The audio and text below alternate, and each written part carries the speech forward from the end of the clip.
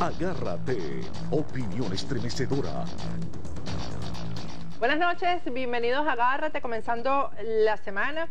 La política internacional, la diplomacia internacional está mostrándose contra Venezuela, lamentablemente, contra Nicolás Maduro, quien parece que va a quedar aislado en todo lo que está ocurriendo, sobre todo aquí en los Estados Unidos. A final de la semana, específicamente el sábado, Nicolás Maduro hizo unas advertencias y anunció unas medidas que a él le parecieron importantes. Vamos a escuchar algunas de las cosas que Nicolás Maduro dijo que según él podrían poner contra la pared a Estados Unidos y a algunos funcionarios del gobierno de los Estados Unidos. Vamos a ver. En los últimos días hemos detectado actividad y hemos capturado a algunos estadounidenses en actividades enmascaradas. ¿Cómo es que se llama eso en jerga militar?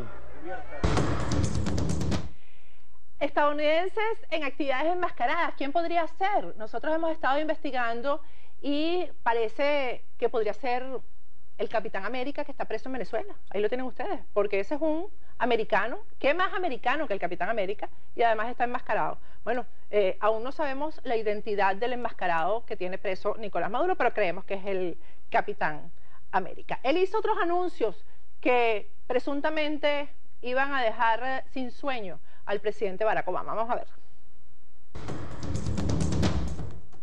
Y se acabaron las reuniones conspirativas en Venezuela de esos funcionarios. Toda reunión que vayan a hacer en Venezuela tiene que ser notificada y autorizada expresamente por el gobierno de Venezuela. Sí, porque resulta que todas las reuniones que supuestamente se hacen contra el gobierno de Venezuela se están haciendo dentro de Venezuela. O sea, las están haciendo los funcionarios de Estados Unidos dentro de Venezuela. Igual que, me imagino que cuando estaban planificando capturar y matar a Bin Laden, me imagino que también lo hicieron allá adentro, donde estaba Bin Laden. Porque supuestamente viajan los funcionarios a Venezuela y ahí mismo están planificando la conspiración. Vamos a ver la siguiente medida que anunció Nicolás Maduro. En primer lugar, le he ordenado a la canciller Delcy Rodríguez Gómez que proceda de inmediato, de acuerdo a la Convención de Viena, su artículo 11.1, a revisar, reducir, adecuar y limitar el número de funcionarios estadounidenses que hay en la embajada en Venezuela. Reducción de personal en la embajada de Estados Unidos en Venezuela. Vamos a ver cómo se toma esa decisión, si es el propio Nicolás Maduro que les va a firmar la boleta de despido. Vamos a ver el siguiente anuncio.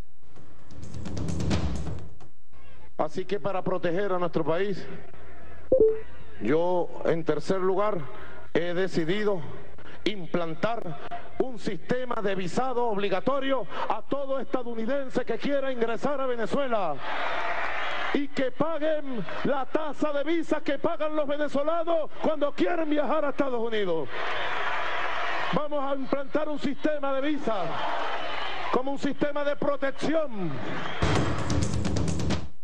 Bueno, esto nos parece, a mí me parece que es una medida fiscal más que política y diplomática, porque con esto van a recaudar más dólares, aunque Venezuela debería cobrarle al gobierno o a cualquier americano, al ciudadano americano que quiera ir a Venezuela, debería cobrarle la visa en bolívares fuertes, porque cuando una persona quiere sacarse la visa en Estados Unidos, tiene que pagar en dólares, que es la moneda de aquí, pero si es para ir para Venezuela se debería pagar en bolívares fuertes. Hemos estado llamando a nuestros colegas en las ciudades de los Estados Unidos donde hay embajada de Venezuela. Aquí no hay, por cierto, en Miami, pero sí la hay en Washington, hay consulado en Nueva York, y hasta ahora no ha habido nadie que se acercara para pedir una visa para ir a Venezuela. No hay ningún ciudadano americano que esté desesperado por la visa para ir a Venezuela. Pero mientras Nicolás Maduro, por cierto, que en todas estas medidas tratamos de buscar, Robert, mi productor y yo, a ver si estaba la medida de no venderle más petróleo a Estados Unidos y esa sí esa no está. Esa medida él no la anunció. Mientras él está en esto y sacó gente a la calle obligada, como todos sabemos, para protestar contra el imperio, pues ¿en qué anda Barack Obama? Barack Obama o Estados Unidos está llegando ya a acuerdos con Cuba.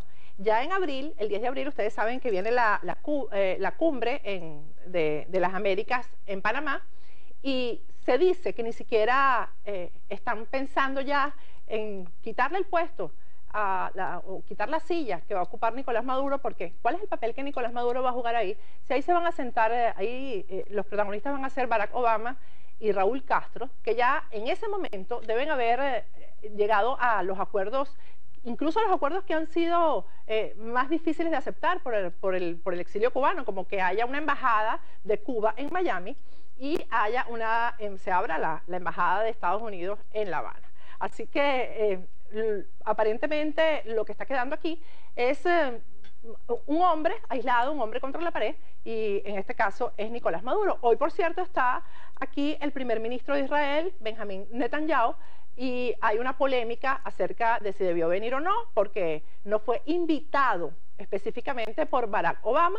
Mañana en el Congreso, Benjamín Netanyahu va a hablar de los acuerdos que Estados Unidos quiere hacer con Irán. Por supuesto, va a sostener su posición en contra y creemos que en ninguna parte de esta agenda de las preocupaciones que pueda tener Barack Obama está Nicolás Maduro. Pero sí hay un tema que debe tener preocupado a Nicolás Maduro, y es lo siguiente. Antes de entrar al programa, hemos encontrado una información que yo creo que sí va a poner a Nicolás Maduro en la palestra internacional. Se trata de un Twitter publicado por una psicóloga colombiana que además está en los medios en Colombia, tiene un programa. Ella se llama Gloria H., no logré conseguir el apellido, ni siquiera en su página web. Su Twitter es Revolturas, @Revolturas, que además invito a seguirla porque ella está haciendo un anuncio que a mí me parece importantísimo. Ella dice: conferencia de prensa con todas las pruebas, Venezuela y el mundo entero pendiente, el más grande engaño a una nación en su historia. Dice: nació en Ocaña, se está refiriendo a Nicolás Maduro. Norte de Santander, Colombia, 21 de noviembre de 1961. Partida de nacimiento número NO11, noviembre 11, guión folio número 412, N471. Explotó la bomba. Por fin se ubicó la partida de nacimiento del presidente ilegal e ilegítimo. Nombre real: Nicolás Alejandro Maduro Moros. Los twitters se deben leer de atrás hacia adelante, lo hice al revés, pero el tema es que esta señora asegura que en las próximas horas va a presentar las pruebas. ¿Y ahí qué vamos a hacer con un presidente que no es venezolano y que no lo quieren ni en Colombia ni en Venezuela? Vamos a ir a un corte, al regreso nos vamos a España, vamos a tratar el tema de Podemos con el periodista que más sabe de este partido que intenta infiltrar el socialismo del siglo XXI, no solamente en España, sino en Europa. Vamos a conversar con Javier Chicote al regreso. Bien, regresamos con Agárrate y este tema del partido Podemos. Las alarmas están en el partido Podemos de España, porque en Venezuela hay otro Podemos que también es oficialista. Las alarmas en Europa están encendidas porque temen que el socialismo del siglo XXI se filtre, drene en toda Europa a través de Podemos en España. Hoy vamos a conversar con el periodista con mayúscula que más sabe del tema, el periodista de investigación español Javier Chicote. Él trabaja para ABC España, además es profesor de la Universidad Camilo José Cela. Pero primero vamos a ver un paquete de Conexión Noticias acerca de la marcha que ayer se dio en Madrid contra el partido Podemos. Este domingo 1 de marzo, el movimiento español venezolano Antipodemos realizó una marcha en Madrid para dejar en claro que el partido político Podemos sigue los lineamientos del chavismo venezolano. El objetivo de este movimiento es claro, y es darle un mensaje a los españoles y decirles a los que que ven en Podemos una alternativa, que nos escuchen. Es denunciar a sus dirigentes, porque consideramos que lo que están haciendo es aprovechándose de la situación actual y engañando a la gente, al igual que lo hizo Hugo Chávez en el año 1998. Apoyando a todos los venezolanos, a los españoles, para que se vean en el espejo de Venezuela que uno no puede hablar nada del gobierno porque prácticamente te excluyen. Aparte de toda la injusticia, los muertos, todo lo que pasa en Venezuela, no estoy de acuerdo con eso. Estoy aquí el día de hoy para colaborar, alertar a todos los españoles que en mi caso siento terror cada vez que veo a un español diciendo que esto no puede pasar en España, porque yo lo viví hace 16 años en Venezuela. Estoy aquí en esta marcha porque creo que no se puede repetir en España lo que está viviendo esta gente en Venezuela. El mensaje para los españoles es que se están cansados de lo de siempre, que hay otras opciones que no son Podemos, que Podemos nos va a llevar a una dictadura. Venezuela era un paraíso y lo han convertido en una cárcel. Y aquí no queremos que eso se repita. Bueno, ahí ustedes ven cómo los venezolanos ahora estamos haciendo el papel que hace casi 20 años hicieron los cubanos con nosotros. Nos alertaban a los venezolanos de lo que significaría Hugo Chávez en el poder y no hicimos caso. En España está ocurriendo lo mismo, ahora somos los venezolanos los que hacemos el papel de alertar. Tenemos ya vía Skype al colega periodista de investigación de ABC de España, Javier Chicote. Buenas noches, bueno, buenas madrugadas para ti, Javier. ¿Qué tal? Buenas noches, encantado. Javier, lo importante de todo esto no es opinar simplemente porque parezcan o porque el aspecto luzca o porque el discurso. Yo creo que nadie como tú sabe las razones por las cuales deberíamos comparar una situación con otra, ¿no? Y yo quiero dejarte hablar a ti porque tenemos 15 minutos para conversar contigo. Sé que estás agotado además por las horas en España. Por favor, dime por qué, según tus investigaciones, hay que alertar de la relación de lo que pasa en Venezuela con lo que podría pasar en España si gana Podemos. Bueno, de hecho, los actuales dirigentes del partido político Podemos en España son los que han diseñado el chavismo, y creo que el chavismo no ha traído nada bueno a Venezuela. Solo hay que ver lo que ocurre allí en Caracas y en otras ciudades cada día para comprenderlo. Cuando Hugo Chávez llega al poder, él llega sin un armazón ideológico, y son estos asesores españoles que actúan en nombre de prestigiosas universidades como la Universidad Complutense de Madrid, pero por su cuenta, no en nombre de la universidad, utilizan ese nombre, y son los que se ofrecen para montar ese armazón ideológico del chavismo y para dar una serie de recetas muy caras, para vender una serie de recetas por en torno a 5 millones de dólares. Son lo que han cobrado estos dirigentes de Podemos a través de una fundación española que se llama CEPS, a la que han pertenecido los que hoy son la cúpula directiva de Podemos, por aconsejar a Hugo Chávez y posteriormente a Nicolás Maduro. Obviamente esos consejos no debieron ser muy buenos si vemos cómo está Venezuela actualmente.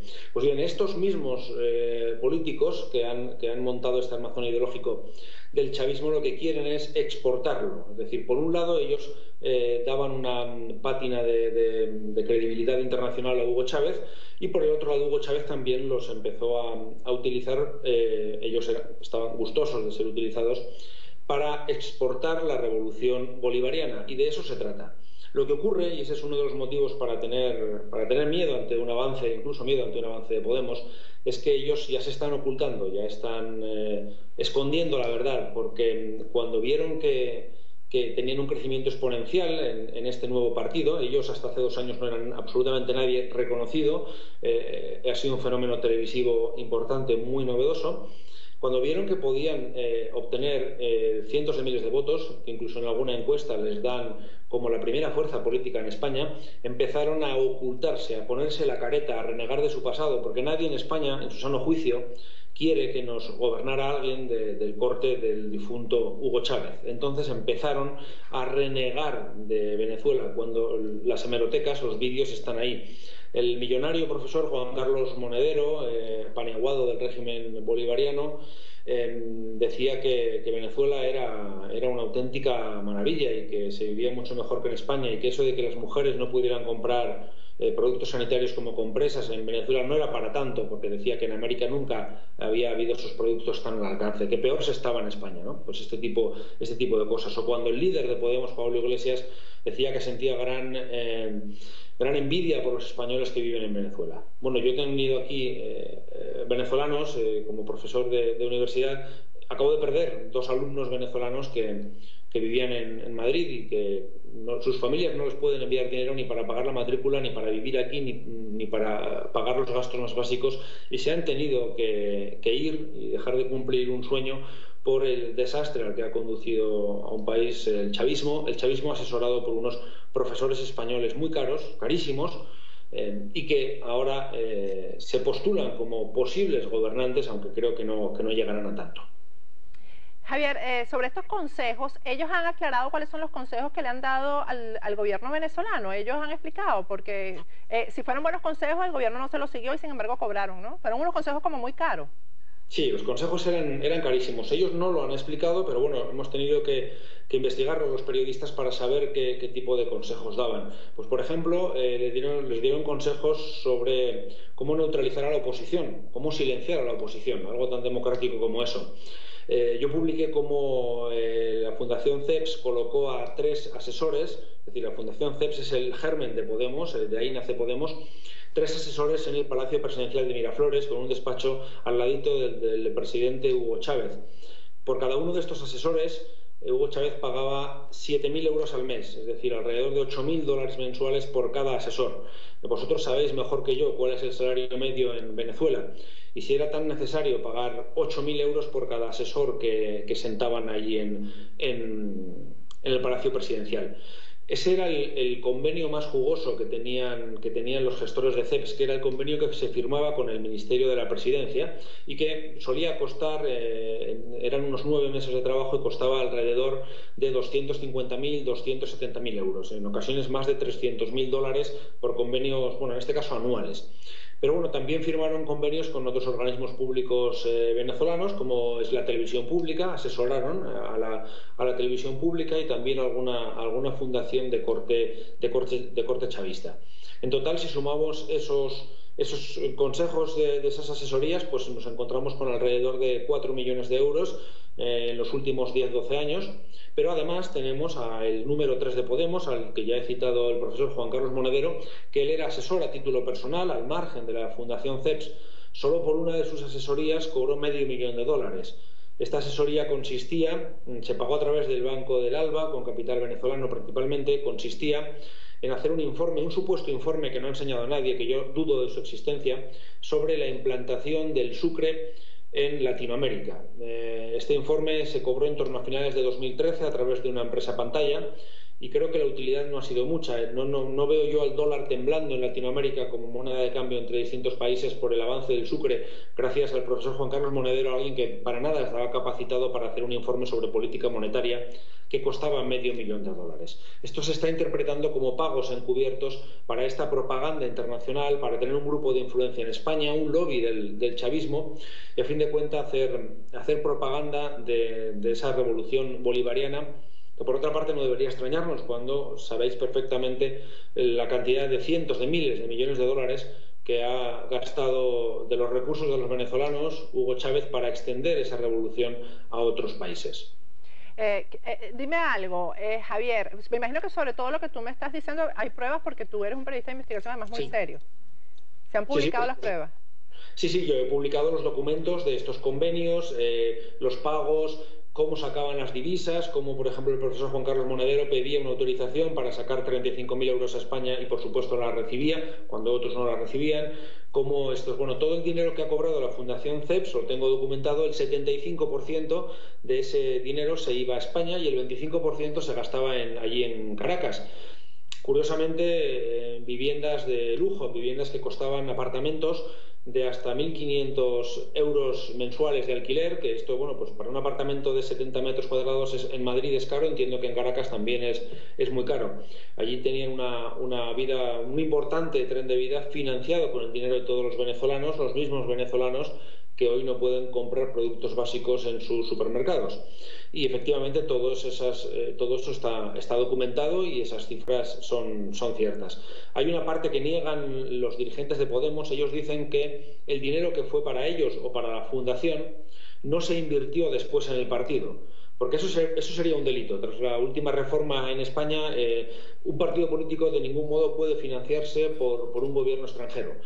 Si se atara ese nexo, se demostraría la creación de ese delito. Entonces, bueno, lo que desde luego están haciendo los dirigentes de Podemos es negar ese nexo.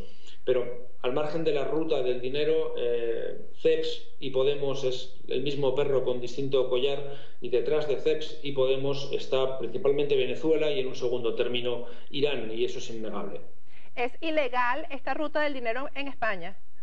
¿Es ilegal? Sí, el dinero llegó a España en transferencias, se pidieron autorizaciones de cambio de divisa a Cadivi, y el 75% de todo lo que se cobraba en Venezuela se enviaba a España a las cuentas de la Fundación CEPS. A partir de ahí, la Fundación CEPS pagaba a sus asesores. ¿Y dónde ha terminado el dinero? Pues bueno, a mí me gustaría saber exactamente dónde está todo y si alguna parte terminó en Podemos, pero bueno, eso hasta el momento no está acreditado, aunque ya hay una denuncia que se ha interpuesto desde Venezuela, y parece ser que en España se puede presentar en un corto periodo de tiempo alguna querella en ese sentido. Eso te lo iba a preguntar. Te iba a preguntar si eso estaba ya en tribunales allá, en la Corte, si la justicia estaba haciendo algo con respecto a esto. Sí, en cuanto a las cuentas del partido Podemos, de momento no, pero como decía, es muy probable que en breve haya una querella, se presente una querella sobre presunta financiación ilegal de Podemos, y lo que sí se está investigando son las finanzas personales del número 3 de Podemos, de Juan Carlos Monedero, porque él este $500.000, 425.000 euros al cambio, lo cobró con una sociedad instrumental. Él creó una empresa para realizar ese ingreso desde Venezuela a finales de 2013 por unos supuestos trabajos que se habían hecho con anterioridad. Entonces está totalmente prohibido crear una empresa e imputar unos ingresos de unos trabajos con anterioridad. ¿Por qué lo hizo de esa forma? Porque si los hubiera declarado a título personal habría pagado pues en torno a 200.000 euros en impuestos, y de esta forma solo pagó 70.000. Esto lo ha reconocido el propio Juan Carlos Monedero y presentó una regularización fiscal para intentar frenar la vía penal, pero hay denuncias interpuestas y eso se está investigando por si hubiera podido cometer un delito de fraude fiscal. En este caso, insisto, un delito a título personal cometido presuntamente por uno de los grandes dirigentes de Podemos, del número 3 de Podemos, y además del profesor más veterano y del que más contacto tenía con Venezuela y el que lideró la fundación de Podemos junto a Pablo Iglesias.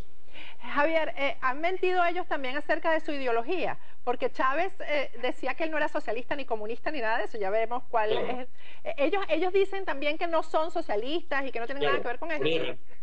Sí, ellos niegan, ellos no dicen la verdad. La verdad es fácil porque simplemente hay que entrar en internet y mirar los artículos que ellos escribían con anterioridad a ser famosos y sus intervenciones en pequeñas televisiones y en pequeños foros de debate para saber que son comunistas, que son radicales de izquierdas, que representan una ideología que se ha demostrado un desastre para todos los países donde se ha implantado, pero ellos ahora lo niegan para intentar pescar más votos, porque ellos se han presentado como la alternativa a los partidos tradicionales, que es cierto que han tenido mucha corrupción y que hay muchas razones para castigarlos, pero en contra de ellos se están escondiendo, se han colocado una careta y ya no dicen ni siquiera que son de izquierdas. Ellos han prostituido el lenguaje y dicen que son los de abajo contra los de arriba.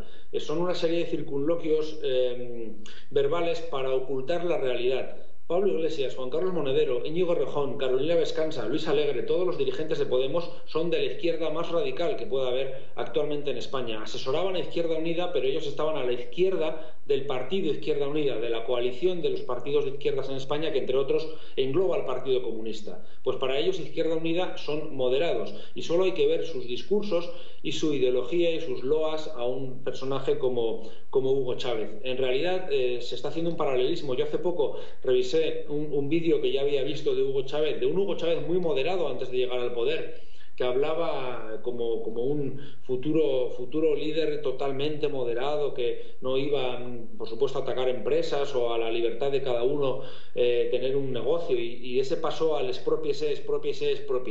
Pues en ese punto es en el que estamos. Lo que ocurre que, bueno, se le ha dado gran publicidad en varias televisiones a este movimiento político y hay mucha gente que, desencantada por los partidos tradicionales, está comprando esto como algo fresco, cuando, bajo mi punto de vista, pero no un punto de vista personal, sino basado en hechos ciertos, son los puros representantes de una ideología comunista y que podría llevar al desastre económico a un país como es España. Javier, ya me están llamando a corte, pero no me quiero ir sin hacerte la última pregunta, y es la actitud del empresariado, porque el otro día vimos un video donde los empresarios estaban recibiendo a Pablo Iglesias como un gran personaje, y eso pasó también en Venezuela. Gracias a que el empresariado creyó en Chávez, ahí hubo dinero para esa campaña. ¿Qué pasa en España con respecto a eso? No, el empresariado español no cree en absoluto en Pablo Iglesias. Es más, hay muchas empresas españolas y también filiales de multinacionales que están pensando qué hacer si un hombre como Pablo Iglesias llegara al poder, que creo que es exagerado, Yo no creo que vaya a ganar las elecciones.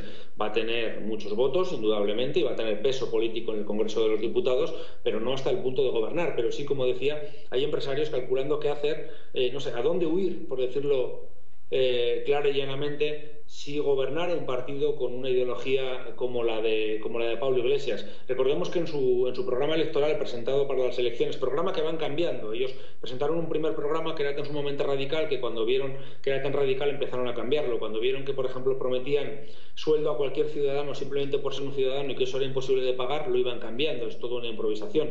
Pero, entre otras cosas, por poneros un ejemplo, decía que pues lo que hacemos tú y yo no podríamos hacerlo porque los medios de comunicación no pueden ser privados. Es decir, la gente no tiene que tener libertad para abrir un periódico, una emisora de radio, una cadena de televisión o ser un periodista que escriba en distintos medios, porque para ellos la información debe estar controlada por el Estado. Entonces tiene que ser el Estado el que sea el dueño de los medios de comunicación. Esto es una majadería. Esto ni el peor de los chiflados se le ocurriría intentar ponerlo en práctica en un país moderno y un país que quiere funcionar y que quiere progresar. Pero ellos lo piensan y si un día gobernaran intentarían silenciar a mucha gente entre la que me encuentro. Muchísimas gracias, Javier. Vamos a estar muy pendientes de ti y gracias por ese trabajo que estás haciendo, de verdad. Gracias, ha sido un placer. Que descanse. Javier Chicote, periodista de investigación de ABC España. Es madrugada en España, ustedes lo saben, son 6 horas más allá en Europa. Vamos a ir a un corte y al regreso vamos a conversar con uno de los más buscados por el gobierno venezolano. Es el capitán Héctor José Noguera Figueroa, que está en la clandestinidad acusado de participar en el supuesto golpe de Estado. Ya regresamos. Y les anuncié que hoy iba a estar con nosotros uno de los oficiales activos de la Fuerza Aérea Venezolana que está siendo buscado por el régimen de Nicolás Maduro por estar presuntamente incurso en el golpe de Estado. Ya me lo pusieron ahí, lo tenemos vía Skype, no vamos a decir por supuesto desde dónde, tampoco nosotros lo sabemos. Se trata del capitán Héctor José Noguera Figueroa. Buenas noches, capitán, ¿cómo está? Buenas noches, Patricia. A usted es al que llaman el chino, me imagino, ¿no? Sí, yo mismo soy.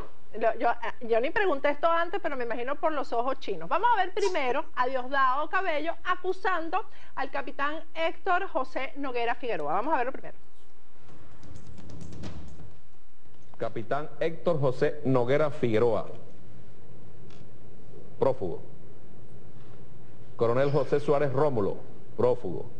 General División Maximiliano Hernández Vázquez, ese fue un excomandante del ejército, si mal no, de la aviación, si mal no recuerdo. Estuvo involucrado en unos asuntos de sobreprecio y unos negocios. Sí, correcto. Para adquisición el de mayor material. César Arnoldo Pérez Carrero. Primer teniente Wilfredo Amado Castillo Colmenares. Primer teniente Henry Javier Salazar Moncada está detenido. Ya, detenido. Primer teniente Miguel Ángel Salazar Molina. No está detenido aún. Primer teniente Carlos José Esqueda Martínez, detenido actualmente. Primer teniente Jafres de Jesús Pineda Trejo. Primer teniente Ricardo José Antic Zapata, acaba de ser detenido hace poco. Esta gente, este señor José Antic Zapata, habría que ver si tiene alguna relación con una familia Antic, habría que ver, que todos conocemos. Era el encargado de los contactos con la Embajada de Estados Unidos para el asilo, después de un pronunciamiento, ese pronunciamiento que dura 8 minutos 32 segundos. Bueno, usted capitán, si es que es usted, Héctor José Noguera Figueroa, está de primero en esa lista. ¿Usted tiene alguna identificación para que nosotros podamos probar que usted es Héctor José Noguera Figueroa? Sí, claro. Yo tengo aquí mi carnet. Aquí está mi carnet militar. Ahí tienen ustedes el carnet del capitán activo Héctor José Noguera Figueroa, capitán de la Fuerza Aérea Venezolana. ¿En qué situación se encuentra usted? ¿Está clandestino? ¿Está en el exilio? ¿Cuál es la situación en este momento suya? Actualmente me encuentro clandestino. ¿Está clandestino? Sí, me encuentro clandestino. Usted es un golpista. Usted está siendo... Absolutamente no. Usted está siendo buscado por el gobierno de Nicolás Maduro en este desmantelamiento que se hizo de un supuesto golpe. ¿Cómo fue la situación que vivió usted o su familia en la búsqueda, que creo que fue el 11 de febrero, que les llegaron a las casas y los allanaron? Reláteme primero estos hechos. Bueno, yo estoy aquí primero por la voluntad de Dios. Soy fiel creyente. Estoy aquí por la voz de mi conciencia y estoy aquí por mis principios y mis valores ciudadanos. El hecho, nadie me pagó nada. El hecho de que me trajo aquí fue que a mi casa llegaron funcionarios del SEBIN fuertemente armados, encapuchados y con sus armas de fuego obligaron a abrir la puerta de mi casa, apuntando a mi primo, apuntando a los vecinos para que ellos los dejaran supuestamente hacer su trabajo y se metieran a sus casas. Bueno, resulta que su trabajo era primero golpear a mi padre, tercera edad, porque les pidió la orden de allanamiento. Golpear a mi hermano con su hija menor de edad en sus brazos para detenerlos. Y aparte, el otro trabajo que tenían era robar. Esos delincuentes se llevaron los ahorros de mi padre y de mi madre, se llevaron el dinero de mi primo, se llevaron las prendas que había en la casa, se llevaron los pañales de mi hijo, Patricia, se llevaron jabón, se llevaron comida y se llevaron hasta las medicinas de mi abuela, que está bastante mayor. Esta situación, se llevaron todo esto, bueno, robaron pues, vamos a decir, se llevaron, no, se lo robaron. ¿Y a su familia qué le hicieron? ¿Se los llevaron detenidos? Sí, se llevaron a mi padre, a mi hermano y a mi primo detenidos. Se los llevaron al SEBIN. Allí los tuvieron detenidos y luego fueron presentados por desacato y por desacato o resistencia a la autoridad y por encontrarse indocumentados en la calle. Y ellos tuvieron que firmar esa declaración porque les dijeron, si no firmas, no sales. La firmaron en el SEBIN. Capitán, vamos a hablar un poco de su historia, ¿no? Su historia militar primero. Yo tengo aquí algunas imágenes que por supuesto usted no las proporcionó. Usted me conoce a mí, por cierto, porque se supone que ustedes iban a grabar un video y me lo iban a entregar a mí. ¿Usted me conoce? No. Ajá, pues usted sabía quién era yo, me imagino. ¿Usted sabía quién era yo? Sí, por supuesto sabía quién era usted, pero no conocía de trato ni nada por el estilo. Pero yo no sabía quién era usted. De paso, les voy a decir, si ustedes estaban, y es verdad que ustedes iban a grabar un video, o lo grabaron, de eso vamos a hablar ahora, y me lo iban a dar a mí, y yo lo hubiera recibido con con los brazos abiertos, como hacemos los periodistas con lo que es información. Vamos a hablar un poco del video, antes de mostrar las fotos de su historia militar, y de las denuncias que usted tiene, además, de las pruebas que usted tiene de algunas cosas que están pasando en Venezuela. El video, ¿ustedes grabaron el video o no lo grabaron? Sí grabamos el video, Patricia. El contenido del video, el texto de lo que ustedes dijeron en ese video, ¿en qué consistía? Mira, yo certifico aquí, delante de Dios, delante de ti, y delante del pueblo venezolano y extranjero, que lo que tú colocaste en Twitter era tal cual lo que se leyó en el video. Y su patriota cooperante les debe dar fe de que lo que yo estoy diciendo es verdad. Lo coloqué en mi Twitter, ustedes lo pueden buscar, @patipoleo, y además también lo leímos aquí en el programa. Le voy a decir por qué le pregunto esto, porque ayer, y me permito hacer esta aclaratoria que voy a desarrollar más mañana. El viernes yo hice un programa donde desmontamos esta entrevista que se le hizo al teniente, ¿es teniente o capitán Lugo? Teniente. Al teniente Lugo, que es quien supuestamente los acusa a ustedes. Posterior a eso me han llegado las pruebas, señores, porque además yo lo acusé a él, dije que el teniente Lugo era o es el patriota cooperante, y me han llegado las pruebas de que eso no es cierto y de cómo hicieron el montaje, cómo Diosdado Cabello hizo este montaje de esta entrevista. Y eso, las pruebas se las vamos a presentar mañana. La preocupación que hay aquí, capitán Noguera, es que ellos intenten grabar el video o un video similar para mostrárselo, porque están preparando una especie de rueda de prensa en cadena, con un contenido que no sea el que ustedes realmente grabaron. No hay copia del video original del que realmente se hizo. No hay copia aparte de la original que se grabó en ese momento. ¿Y la original no está en manos de ninguno de ustedes? No la tengo en la mano y no está en manos de los muchachos que fueron detenidos. Pero tampoco está en manos del gobierno, ¿o usted tiene idea de que sí está en manos del gobierno? No está en manos del gobierno. De hecho, estoy totalmente seguro de que deben estar montando algo allí en su olla de mentiras para acusarnos de algún otro delito.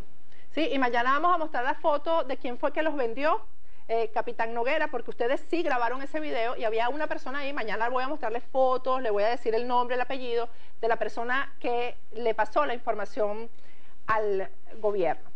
Capitán, ¿en qué andaban ustedes? Dígame en qué andaban, porque si ustedes grabaron este video, que además el contenido, repito, está en mi Twitter, @patipoleo, si ustedes grabaron este video con un contenido de llamado institucional, es porque están molestos. Y no es usted nada más, Héctor José Noguera, hay varios presos, hay otros que se les escaparon, otros que el gobierno no sabe que están en eso. ¿En qué están ustedes realmente? Nosotros estamos sencillamente representando el sentir de la mayoría de los oficiales de la Fuerza Armada Nacional Bolivariana, que sencillamente están cansados de que se quiera hacer de la Fuerza Armada un brazo político del partido de gobierno. Ahora, usted es muy jovencito. ¿Cuántos años tiene usted? 31 años. 31 años, de manera que usted tenía 14 cuando este gobierno llegó al poder, 14, 15 años. 15 años. ¿Y cómo es posible que usted no piense en esto de patria, socialismo, muerte? ¿Cómo es posible que usted no haya asimilado lo que desde muchachito está escuchando? Bueno, yo tuve, gracias a Dios, una buena formación y no se me permitía creer cualquier cosa. Yo me dediqué a prepararme, yo me dediqué sobre todo a averiguar cuáles eran las patrañas que decían estas personas, porque yo veía una cosa que decían y otra cosa en la calle. Y yo, bueno, pero ¿quién me explica esto? Y yo me puse a revisar y entendí el porqué de muchas cosas de estas personas que tienen una ideología comunista que quieren implementarla sencillamente en la Fuerza Armada, y lo han dicho, sí, una y mil veces, violando la Constitución de la República. Capitán, vamos a ir a un corte. Al regreso vamos a mostrar las imágenes que usted mismo nos ha proporcionado y algunas cosas que hablan de su historia militar. Fotos con el presidente de Bolivia, Evo Morales, y algunas fotos de lo que ha sido su formación militar, y otras cositas que tienen que ver con denuncias y bien serias de los manejos militares en Venezuela. Ya regresamos, estamos conversando con el capitán Héctor José Noguera Figueroa, uno de los más buscados. Ya regresamos. Regresamos con Agárrate, Diosdado, porque aquí está el verdadero testimonio de los golpistas.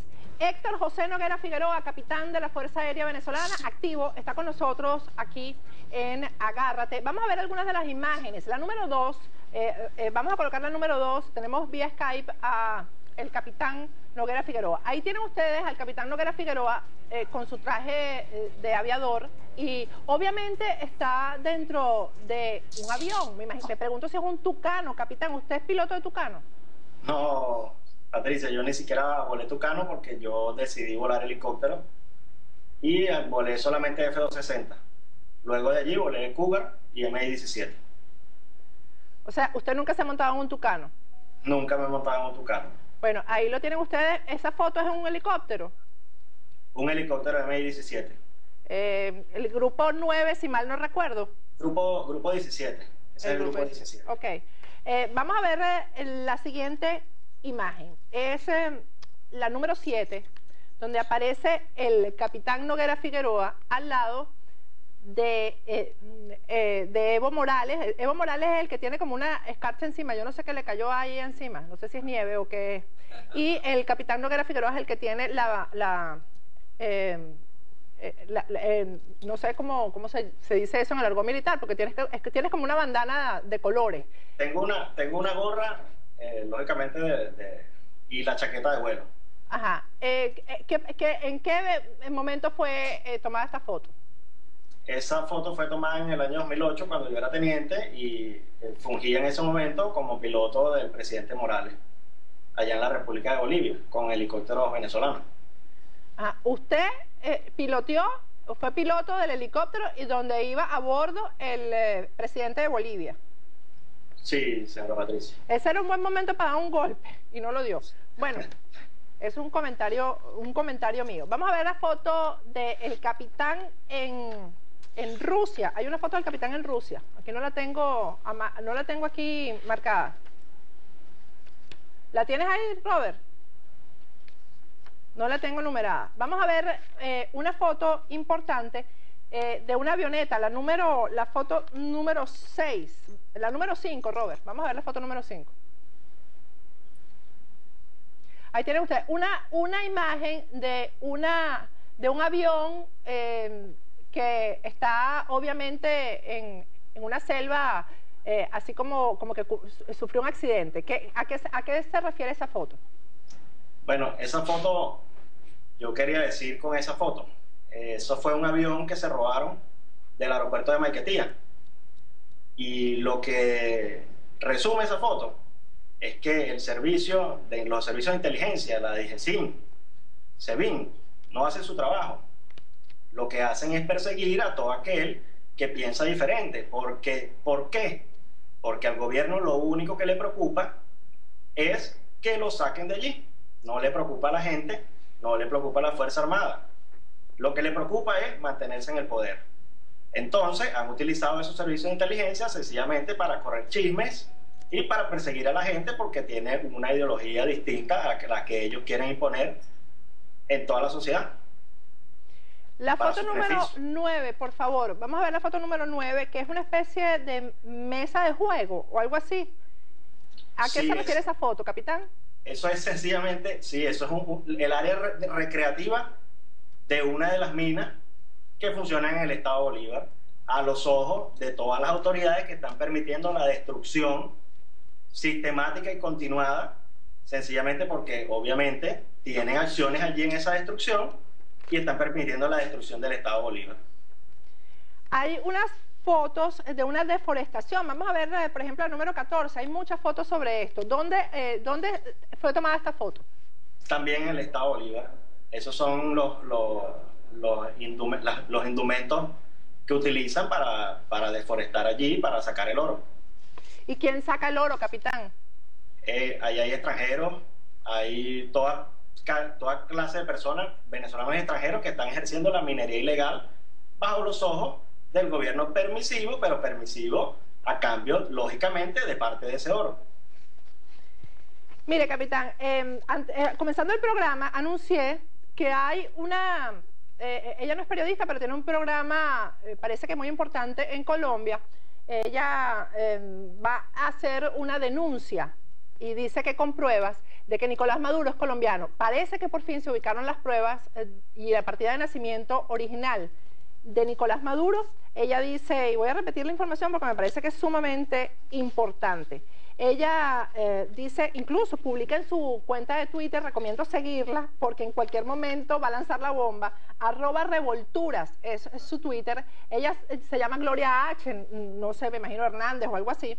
Y ella dice específicamente que Nicolás Maduro, que tiene la partida de nacimiento en sus manos, ahí tienen ustedes el Twitter de ella da el número del folio y da todo y dice que va a dar una rueda de prensa formalmente para denunciarlo, que nació al norte de Santander, en Ocaña, el 21 de noviembre de 1961.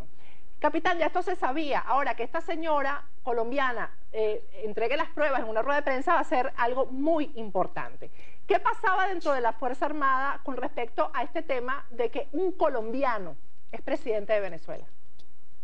Bueno, ya nosotros estábamos claros de que las instituciones están secuestradas. todas las instituciones del Estado son presididas o llevadas por un integrante del partido de gobierno. Cuando se hizo la denuncia, que lógicamente, o sea, no se esperaba menos, fue desestimada por los tribunales, nosotros, sin embargo, no podíamos expresarnos como debíamos acerca de estar en contra de un ciudadano que pudo haber sido de cualquier otra nacionalidad, pero que estaba violando la Constitución. Ahora, en caso de que esta señora sí presente las pruebas, vamos a esperar que las presente, ¿va a haber dignidad dentro de la Fuerza Armada para actuar contra esto? Porque estamos hablando de que es un colombiano el comandante en jefe de la Fuerza Armada venezolana. Habría que esperar a ver qué, pero yo dudo completa y absolutamente que haya por parte del alto mando haya algún hecho que de verdad rectifique lo establecido en nuestra Constitución Nacional, que es lo que nos dirige. Pero si ellos están cansados de violar el artículo 328, donde dice que nosotros no estamos al servicio de ninguna parcialidad política, diciendo consignas políticas de un partido y consignas políticas de un señor que lamentablemente, Dios lo tenga en su gloria, no lo puedo juzgar yo, aprovechándose de eso para sencillamente obtener los votos. Capitán, ya llegando al final del programa, esto que está pasando con ustedes, ¿cómo ha influido dentro de la Fuerza Armada? ¿Esto ha sido rechazado por sus compañeros y por los compañeros de otras promociones? ¿Esto atemoriza a quienes de alguna forma quisieran pronunciarse? Estoy hablando con la palabra exacta, pronunciarse, no dar un golpe. ¿O para qué está sirviendo este show que está armando Diosdado Cabello? Porque yo mañana voy a demostrarles que es un show, que se ha hecho un montaje solo para los medios. Se lo voy a demostrar mañana. ¿Cuál es el ambiente con respecto a este suceso que hoy los involucra y lo involucra usted directamente? ¿Cuál es el ambiente dentro de la Fuerza Armada? Sí, la Fuerza Armada está totalmente en descontento, particularmente con las personas que yo pude hablar. Obviamente yo no involucraba a ningún allegado, pero yo preguntaba, ¿y qué pasa? Obviamente están en desacuerdo de que se le rindan más honores a una persona, cualquiera que sea, que al libertador Simón Bolívar. Saludando, por ejemplo, como un estandarte con una cara de un personaje bastante conocido. Bueno, yo le voy a dejar el minuto que nos queda, porque este programa usted sabe que lo ve la Fuerza Armada de Venezuela. Usted sabe que este programa lo ve Diosdado. Este programa lo ven todos los que lo han acusado a usted de fraguar un golpe contra el gobierno de Nicolás Maduro. Un mensaje, vamos a dejar que usted dé un mensaje para toda esta gente que además ha inventado tanto alrededor de su persona. El mensaje que yo quiero dejar es que, primeramente, nuestra batalla es la de las ideas, nuestra batalla está aquí. Nuestra batalla no es con golpes de Estado, no es con violencia. Aquí los únicos que generan violencia, históricamente se puede revisar que todo gobierno que solamente ha representado una parte de la población ha generado violencia en su país. Y eso es lo que hacen ellos y lo combaten con más violencia. Una muestra de ello es el pequeño menor, el Kluivert Roa, y otros estudiantes que han sido ajusticiados. Yo me uno al dolor de esas familias porque todos los días los venezolanos nos levantamos y tomamos un ticket. Ese ticket es de la inseguridad y todos los días hay alguien que le salió su número y no regresó a su casa. Yo les pido que recapaciten, que se preparen, que estudien para que no, y eso se lo dije bastante yo al personal que estuvo a mi mando, estúdiense para que no le vean la cara y no los abochornen. Y eso es lo que están haciendo. Bueno, capitán, muchísimas gracias. Yo le agradezco que haya aceptado esta entrevista. Sé la situación bien complicada en la que usted está. Le deseo que su clandestinidad sea corta, porque creo que de todas estas situaciones políticas, la cárcel, la clandestinidad y el exilio, yo creo que la clandestinidad es la más dura, es la más difícil de llevar. Seguro que sí, seguro que sí. Me olvidé mencionar algo muy importante y es la resolución 8610 que autoriza a atacar con armas de fuego a las manifestaciones. Esto ni siquiera se hace con las bandas delictivas, que siguen estando mejor armadas que los cuerpos de seguridad y que no se les hace frente como se debería. Y de hecho, algunos de los que llegan presos siguen delinquiendo en las cárceles, extorsionando y siguen cometiendo sus crímenes. Por eso es que estamos en este punto insostenible de la democracia venezolana. Bueno, ese es simplemente la panorámica de lo que vive cada venezolano todos los días, lamentablemente. Muchísimas gracias, capitán. Gracias por haber aceptado este contacto. Muchas gracias. Dios lo bendiga y lo proteja. Amén, amén. Dios te bendiga a ti también. Bueno, ustedes lo escucharon. Diosdado, tú lo escuchaste. Ahí está uno de los más buscados. Nosotros nos despedimos hasta mañana. Mañana vamos a probar el montaje que se está haciendo con estas entrevistas que Diosdado Cabello difunde semanalmente.